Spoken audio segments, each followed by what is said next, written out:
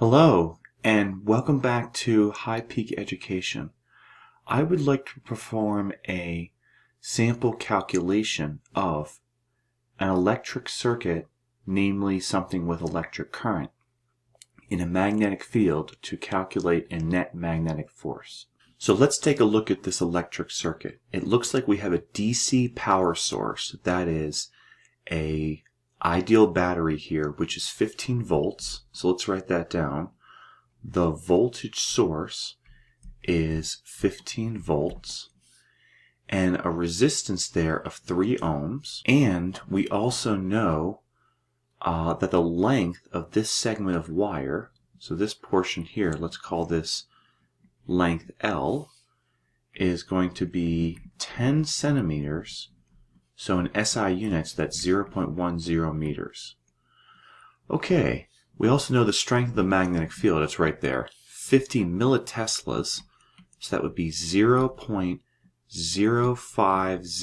teslas.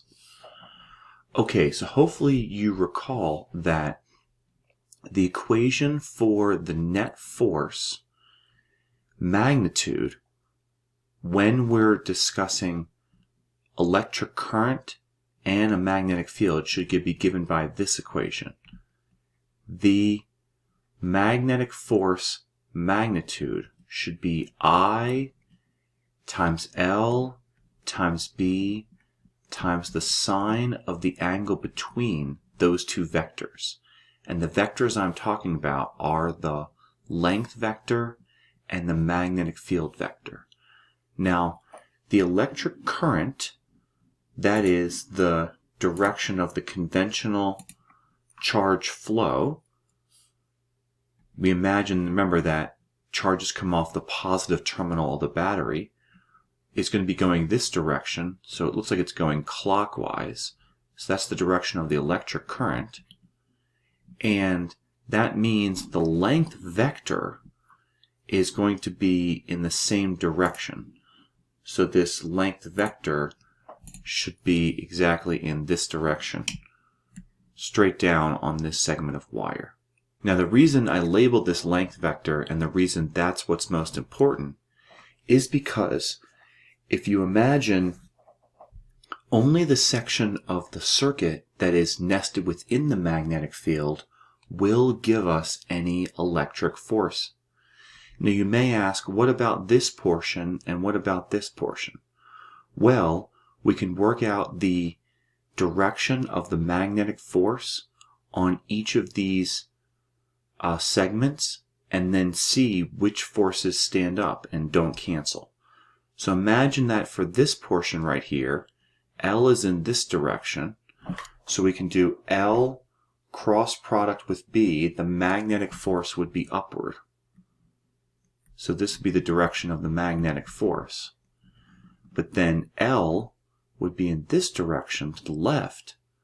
So L cross product with B would be downward for the magnetic force. Now hopefully you see that those two magnetic forces on the outside should exactly cancel. So as a result, these two cancel with one another. They mutually cancel. So the only magnetic force we should concern ourselves with is the part of this wire that moves down this diagram. So this indeed is the L we care the most about, the one we've already labeled, the 10 centimeters, which is 0.10 meters.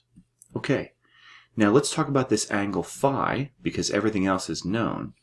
So I think phi is equal to 90 degrees. Now why is that?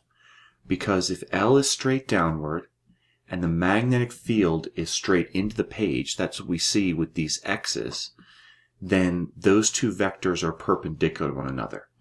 So we also know that the sine of 90 degrees is going to be exactly equal to 1. So let us put in the numbers. So this is going to be I, which is the current. Now, by the way, what is the current? Well, that's actually going to be calculated from Ohm's law. I is going to be delta V over R, which is 15 volts over 3.0 ohms. So that should be exactly 5.0 amperes. So this is 5.0 amperes multiplied by the length of 0.10 meters times the magnetic field strength of 0.050 teslas. Okay, so let us go ahead and calculate this magnetic force.